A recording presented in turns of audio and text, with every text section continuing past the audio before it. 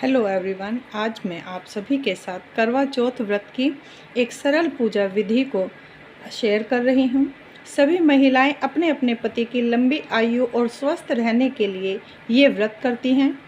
ये व्रत निर्जला रखा जाता है। इसमें सबसे पहले एक चौकी को तैयार कर लेते हैं।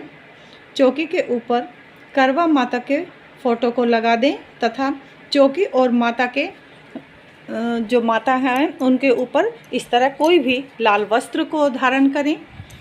आप जो भी शुभ कलर होता है हमारे यहाँ लाल, पीला और हरा, इन तीन कलर को ही हम लोग शुभ मानते हैं, तो इन तीनों को ही धारण करें।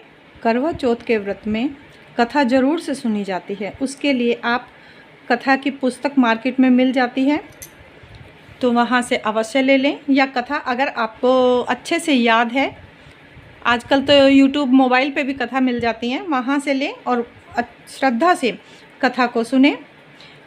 तथा माता के साथ में गणेश का भी पूजन होता है, इसलिए वैसे तो जो माता का कैलेंडर होता है उसमें खुद गणेश जी स्थापित होते हैं, नहीं तो आप एक मिट्टी से गणेश जी को स्थापित करें तथा उन्हें भी वस्त्र को धारण करें। इस तरह माता को चुनरी पहना सकते हैं और इस तरह गणेश जी को भी वस्त्र धारण कर सकते हैं। उसके बाद में एक मटका लें और मटके को कलावे से अच्छी तरह से बांध लें। थोड़ा सा गेहूँ नीचे रख के उसको अष्टांग करके इस तरह से शुद्ध करें। उसके बाद ये मटका रखें और मटके के ऊपर आप रोली के साथ तेहरा इस तरह से, हमारे यहाँ तो बिंदिया कहते हैं, बाकी कुछ जगह पे मैंने टिक्कियाँ भी सुनी हैं, आप इस तरह से टिक्की लें। अगर आपका करवा या मटकी ये सिंपल है तो आप इन पे सतिया बना सकते हैं रोली से, वरना ये तो आजकल सजे सजाए मार्केट में मिलते हैं, आप इन्हें भी ले सकते हैं। और मटका कभी भी खाली नहीं होना चाहिए, क्योंकि ये शुभ की चीज़ होती हैं तो भरा हुआ होना चाहिए। आप इसे गेहूँ, चावल या किसी भी अनाज से भर सकते हैं, ड्राई फ्रूट से भी भर सकते हैं। हमारे यहाँ जो भी पूजा होती है उसमें ये इस तरह से गुलगुले या पूड़े कहते हैं वो बनते हैं। आप इसे ड्राई फ्रूट या कोई भी मिठाई, मतलब मीठी चीज़ से इसको रख सकते हैं, मीठी चीज़ इसके ऊपर। उसके बाद में एक पानी का करवा लेते हैं। करवे की जगह भी हम इस तरह से थोड़े से गेहूँ डाल के उनको इस तरह अष्टांग बना लेते हैं और फिर उसके बाद करवे को स्थापित करते हैं। करवे और मटकी दोनों को ही हम रोली से इसे रोली के टीके लगाएंगे। इन पे भी तेहरा लगते हैं, चारों तरफ तेहरा लगा देंगे और इस तरह गंगा जल से छींटा लगा के इन सबको शुद्ध कर लेंगे। इन सभी तैयारी के बाद में आप सभी कोई भी वस्त्र जैसे सूट या साड़ी और सुहाग का सामान, ये सब माता को अर्पित करें। और ये सभी चीज़ें किसी सुहागिन स्त्री को जो ससुराल पक्ष की ओर से हो उनको दान दिया जाता है। अपनी क्षमता के अनुसार उसमें दक्षिणा भी रखें, और अगर सास, जेठानी, नंद कोई भी हैं आप उन्हें अर्पित करें। अगर संभव हो तो कोशिश करें कि उन्हीं को दें, वरना आप किसी भी सुहागन स्त्री को या मंदिर में पंडितानी को भी दान कर सकते हैं। अपने हिसाब से फूल और फल दोनों को माता को अर्पित करें। ज़्यादातर फलों की संख्या 4 होती है, क्योंकि ये चौथ माता का भी व्रत होता है, तो इसलिए यहाँ 4 फलों को ही रखा जाता है।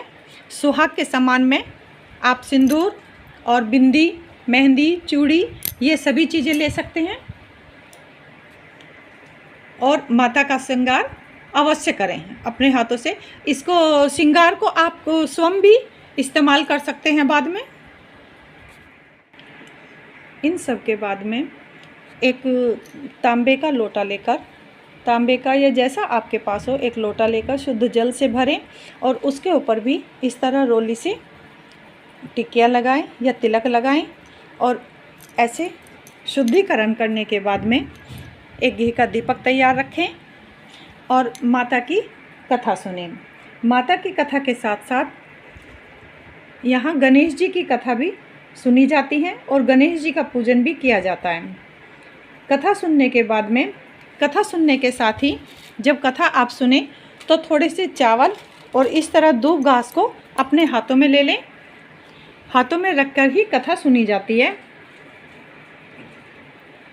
और कथा सुनने के बाद में कुछ दाने लोटे में डाल देते हैं और कुछ दाने अपने साड़ी या आपने चुन्नी जो भी दुपट्टा लिया है उसको कोने में बांध लेते हैं और उसको रात को चंद्रमा को अर्घ देते समय अपने हाथों में रखकर तभी अर्घ देते हैं।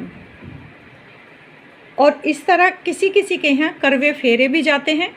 हमारे यहाँ करवे नहीं फेरे जाते हैं, इसलिए हमारे यहाँ सिर्फ स्थापित किए जाते हैं। अगर आपके यहाँ करवे फेरे जाते हैं तो आप करवे फेर के पूजा करें, और अगर नहीं फेरे जाते हैं तो आप सिर्फ स्थापित करें। जो किसी के यहाँ 12-1 बजे के करीब या फिर शाम को 3-4 बजे कथा सुनी जाती है। कथा सुनने के बाद में जो ये लोटा जल का होता है इसको तुलसी या सूर्य देव को अर्पण करते हैं, और बाकी जो ये दूसरा रखा जाता है इसको रात को चंद्रमा को अर्घ देने के लिए काम किया जाता है। और इस घड़िया को जो भी सामान होता है इसको दक्षिणा के साथ में दान दिया जाता है। इस तरह करवा चौथ व्रत की सरल और पूजा विधि संपन्न होती है। उम्मीद करती हूँ आप सभी को ये पसंद आई होगी। सभी मिलकर प्रेम से बोलो, सभी के लिए हैप्पी करवा चौथ, हैप्पी करवा चौथ।